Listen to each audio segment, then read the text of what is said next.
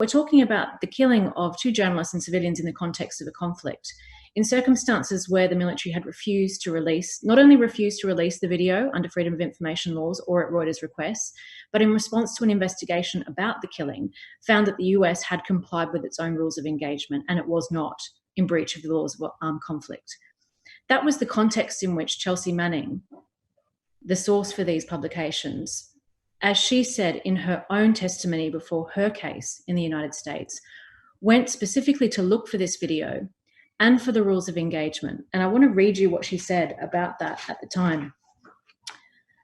This is from her testimony from February 2013. I saved a copy of the video on my workstation. I searched for it and found the rules of engagement.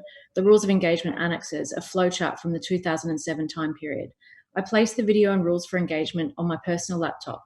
I planned on providing this to the Reuters office in London to assist them in preventing events such as this in the future. I hope that the public would be as alarmed as me about the conduct of the aerial weapons team crew members.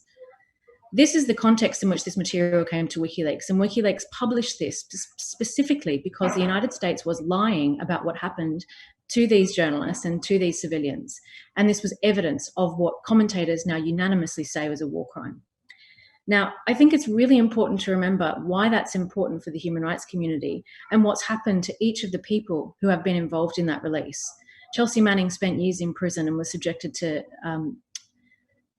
unlawful treatment, arbitrary and unlawful treatment. She's been in prison since because of the Trump administration for refusing to give further evidence in the WikiLeaks grand jury. Julian Assange faces life in prison. Those responsible have not been investigated. And now we're seeing sanctions from the Trump administration at the ICC to sanction those who are participating in accountability activities for crimes like these in Iraq and Afghanistan.